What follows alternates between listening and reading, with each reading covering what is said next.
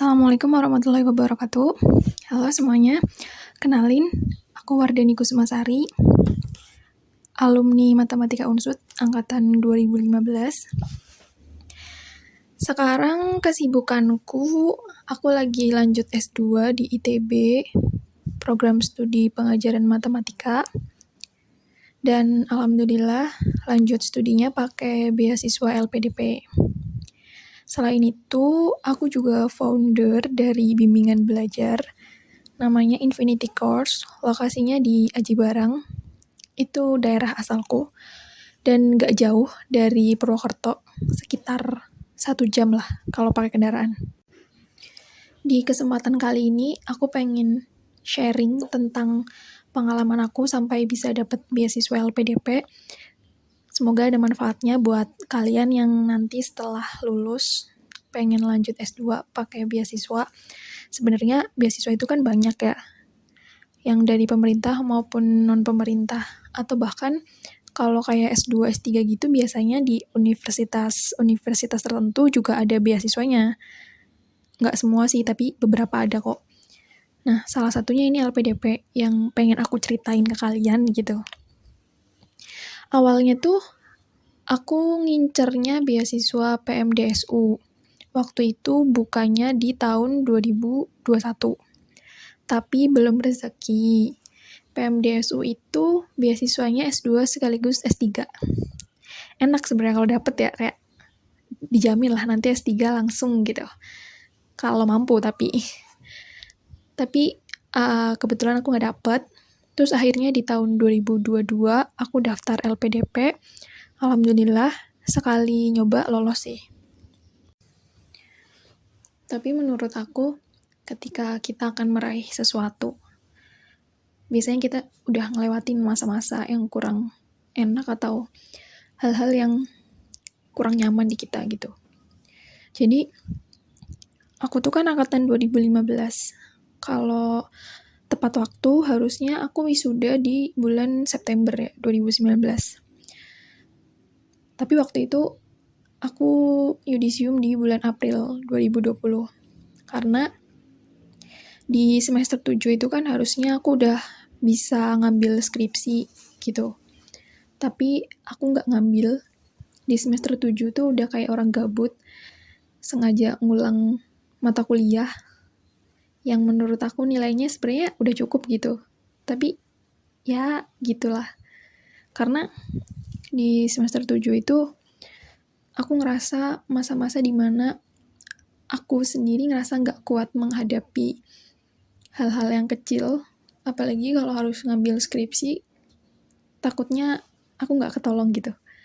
Jadi waktu itu aku ngerasa mentalku tuh lagi down banget gitu. Aku nggak mau ngambil resiko dengan mengorbankan diri aku sendiri. Jadi aku milih untuk nggak ambil skripsi dulu. Dan akhirnya aku baru ngambil skripsi di semester 8, makanya aku lulusnya telat gitu.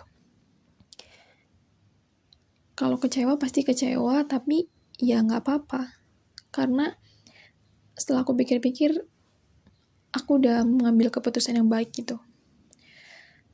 Setelah aku melewati masa-masa itu, sampai akhirnya aku tuh ngerti ada istilah namanya quarter life crisis. Dan ternyata waktu di semester 7 aku ngalamin itu. Dan aku bersyukur aku bisa ngelewatin itu dan bisa berusaha bijaksana dengan hidup aku gitu. Nah, setelah lulus di tahun 2020 itu, aku masih sibuk ngajar les, karena aku emang ngajar les dari semester awal sih. Terus emang niat lanjut S2 pakai beasiswa, dan karena tertarik PMDSU yang di tahun 2020 tuh nggak bukanya di tahun 2021. Nah, selain ngejar beasiswa PMDSU saat itu, aku juga mulai ngerintis ngebuka bimbingan belajar sendiri saat itu di tahun 2021 juga. Jadi awal tahun 2021 tuh aku udah mulai menyusun gitulah, menata pembukaan bimbingan belajar sama persiapan beasiswa PMDSU itu juga. Mungkin itu juga yang bikin nggak maksimal mungkin. Terus karena nggak lolos, ya sedih sih pasti, tapi aku mikir, aku mungkin lagi dikasih kesempatan buat mengembangkan bimbingan belajarku dulu, biar nggak cuma dirintis, dibuka, tapi dijor aja gitu loh. Kalau misalnya aku lolos, padahal posisinya bimbingan belajar belum berkembang, kan akhirnya jadi mandek ya.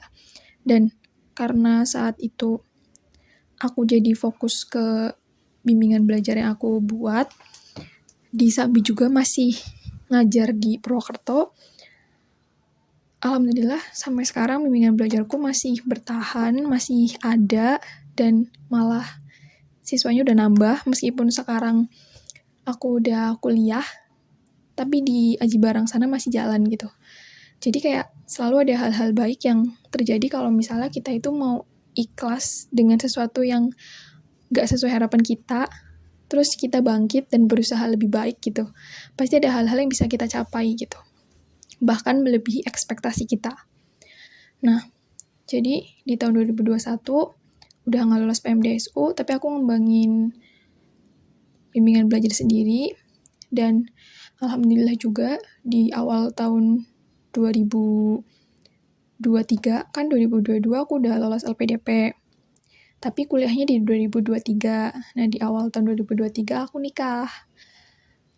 Dan alhamdulillahnya gitu, mungkin dengan aku nikah juga, sekarang meskipun aku jauh, aku ngontrol bimbingan belajarku dari jauh, tapi di sana ada yang ngejagain juga, itu suami aku. Aku mikir kalau misalnya saat itu aku nggak nikah atau maksudnya nggak punya seseorang yang benar-benar bakal aku percayain, mungkin bimbingan belajar itu akan mandek ketika aku kuliahnya jauh, maksudnya nggak di Aji Barang gitu. Jadi intinya ketika ada sesuatu hal buruk yang terjadi, coba diterima dulu, diikhlasin, dan kita harus segera bangkit dan berusaha, karena di depan tuh ada hal-hal yang ternyata melebihi dari apa yang kita inginkan gitu. Aku pikir ini adalah salah satu timeline yang sangat indah dalam hidupku gitu. Nah, di LPDP ini mungkin aku langsung ceritain aja ya. Jadi kalau masalah persyaratan beasiswa umum lah ya, kan bisa nyari itu di websitenya, kayak misal mau nyari tentang beasiswa LPDP ya cari aja website LPDP. Nah di situ udah jelas banget, kayak menurutku tuh info-info yang ada di LPDP itu sangat tersusun rapi dan jelas, kayak itu udah memuat semua yang ingin kita tahu gitu. Jadi nggak usah tanya sana sini pun sebenarnya itu udah jelas gitu. Di bookletnya LPDP itu udah jelas, udah ada gitu. Nah, paling yang harus disiapin dari jauh banget itu skor TOEFL atau IELTS, tergantung kalian mau ngambil dalam negeri atau luar negeri. Dan di LPDP itu kan jenis beasiswanya itu macam-macam. Ada yang beasiswa reguler, itu kan yang bisa diikuti oleh semuanya lah. Terus ada yang afirmasi. Nah, afirmasi itu juga ada yang afirmasi 3T, itu yang daerah-daerah terpencil, sama afirmasi yang prasejahtera. Prasejahtera itu biasanya alumnus bidik misi. Kebetulan aku juga dulu S1-nya bidik misi, atau prasejahtera itu misalnya kalian di rumah itu dapat bantuan yang dari dinas sosial gitu loh. Nah, itu juga kalian bisa daftar. Nah, selain macam-macam lah jenis beasiswanya, tergantung kebutuhan aja. Nah, nanti dari jenis beasiswanya itu pun persyaratannya ada yang beda. Misal nih, kayak kalian ngambilnya yang reguler. Kalau reguler dalam negeri nanti skor TOEFL-nya minimal 500 gitu. Kalau yang afirmasi dalam negeri skor TOEFL-nya minimal 450 gitu. Jadi intinya diperhatiin masing-masing syarat karena jenis-jenisnya itu beda gitu. Paling itu sih yang kayak harus disiapin banget dari jauh-jauh hari. Kalau kayak persyaratan lainnya mah umum ya. Paling sama bikin isai. Kalau 2 tahun terakhir ini setauku, isainya itu cuma 1 yang memuat 3 hal apa ya.